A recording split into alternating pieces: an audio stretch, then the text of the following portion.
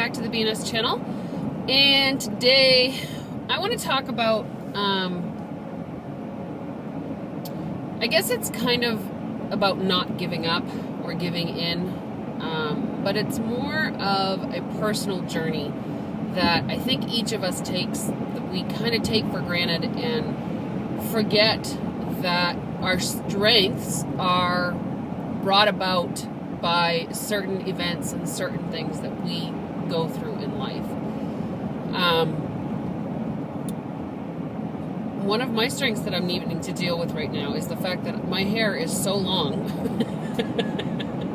And I'm pretty self-conscious about it right now, but I'm waiting to get it done so that it looks amazing before I go to Greece. So instead of getting my hair cut twice, I'm waiting to get it cut once. Don't ask. I don't know. It's not what this video is about.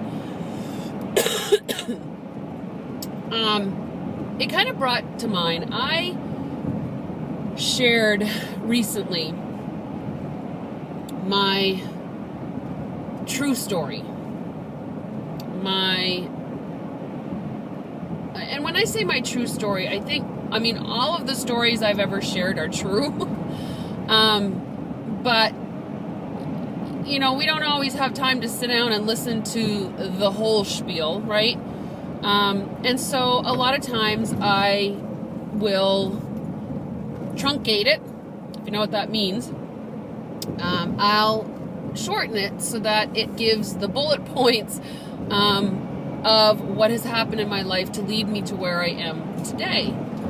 And recently, I actually shared a much more detailed version of it. And I'll be honest with you guys, I don't know that I'm ready to share that on YouTube yet.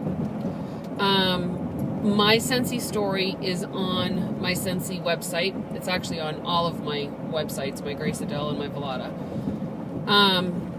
And again, I believe that that is a version of my story that really touches upon more or less my attitude and where I was and where I am now. So it is a true rendition of my story. But what I guess I'm talking about is the one where it's a lot more emotional. It's a lot more detailed. It starts way back from when I was a child.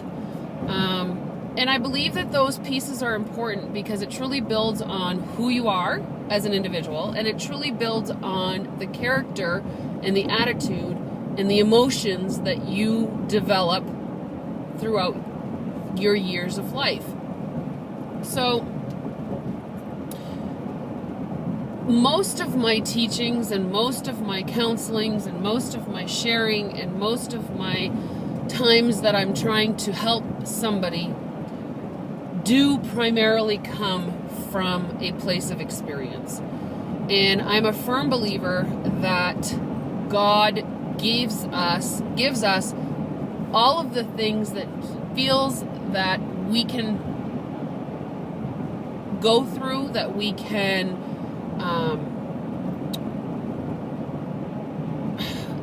what's the word I'm looking for? That we can actually envelop and learn from, so that we can be the best teachers out there. Because I truly believe also that the best teacher is one who has experienced what they are helping with. Okay? It's one thing to learn it through a book. It's another to learn it through experience. So, you know, there's a lot of things that I have experienced that I either dealt with well or I didn't deal with well at all. And either way, it's given me an outlook, or it's given me the ability to share that with others so that they can, one, know that they're not alone, two, maybe take from my experience something that they can implement into their lives, whether it fits or not. And I believe that we all have that ability to do that. So getting back to the topic of not giving up or not giving in basically means that if you become part of a situation or something comes into your life that you, one, weren't expecting, or two, don't really know how to deal with, instead of saying, you know what, I'm not dealing with this, I'm not gonna even give this an ounce of my time, sometimes, and I'm not saying that that's not a good answer for some things, but sometimes it really is important for you to understand that by giving in, you are giving up. And, you know, I think honestly that if you do give in or you give up, there will be a point in your life where you look back at that situation and think, boy, I wish I had done it differently. I wish I had not given up. I wonder what would have happened if I had not given in to that circumstance. And, you know, hindsight is 20/20, right? And everything does happen for a reason. I truly believe that. But if you have a choice and you have the ability to not put yourself in a certain situation, then why would you? And I think, for instance, I'm going to use kind of a generic example based on my own experience again. You know, you go through a time in your life when, and not everybody does this, okay? Again, you know, I went through a divorce. I went through 2 divorces. And my first divorce, for lack of better terms, I was pretty happy about it. And I went into a different state of mind that was more or less a relief. It wasn't so much, you know, like joy, because there was no joy in leaving a family or breaking up a family. But there was a sense of relief based on the relationship that he and I had. And it gave me a sense of empowerment that allowed me to focus on the new things that were coming my way. And so in some cases, divorce does that. However, on the flip side, you can go through a breakup or a divorce and totally become engulfed in that situation. And if I could only give those people a bit of advice, is to remember that if the relationship is indeed over, don't give into it. Because ultimately what you're doing is setting yourself up for what will come in the future, now that that chapter in your life has closed. So if you're doing something outside of that relationship, or if you're working at something outside of that relationship, don't stop that too. Because that ultimately could be the glue that keeps you together after the divorce is final, after the breakup is complete.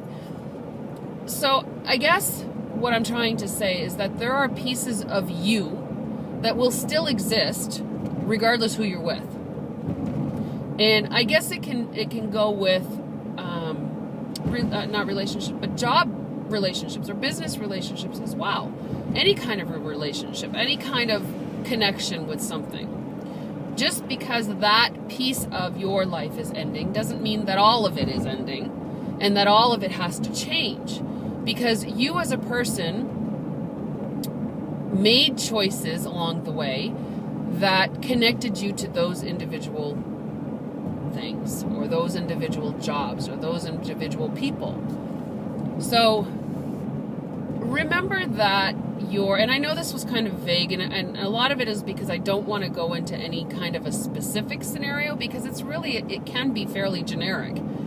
But just remember that you as a person have been making choices from the day you were born. As a child, you don't necessarily think about those choices. It's just kind of a natural occurrence. But as you get older, and are faced with more choices, it's really important that you connect with the choice that you make. And know that every experience that you experience because of your choice makes you a better and stronger person. Okay? I truly have no regrets for any of my past, for any of my upbringing, for any of my choices. And the reason that I can honestly and firmly say that I have no regrets is because everything that I have experienced and everything that I've witnessed and everything that I've felt and everything that I've done has brought me to the point where I am today. And I truly believe that all of those things were given to me as a gift so that I could be a better parent, that I could be a better coach, and I could be a better person to everybody that is in my life and every life that I touch. You also need to know that that holds true for you. It is so true to you that you are an amazing person, and that you were given a gift of all of the things, horrible or not, of all of the things that you've experienced and seen and done and said, that you are truly an individual that can give so much to the world. And you're awesome, and you're amazing, and you're fun, and you're loving, and you're caring. And you really need to know that those things are true for all of you, including myself. So this video is really kind of just dig deep, know where your roots are, know why they were put there. One of my favorite sayings is everything happens for a reason. We don't always know the reason. Eventually in our lives, we find out what those reasons are. And and don't take this the wrong way, and I hope I don't lose a bunch of subscribers because of this, but anybody under 40, I really believe that when you hit 40, all of a sudden a light bulb goes off and things start to make sense and things start to be revealed. Depending on who you are, sometimes that happens sooner and sometimes it happens later. But for me, 40 has definitely been an eye-opener. And as much as I always used to say I wish I was 24 forever, I wish I could stay 40 forever. And I know that's not going to happen. And maybe when I get to 50, I'll be saying I wish I could stay 50 forever. Who knows? But I'm truly enjoying this time of my life. And, I really want everybody to know that you guys are amazing. You are incredible people.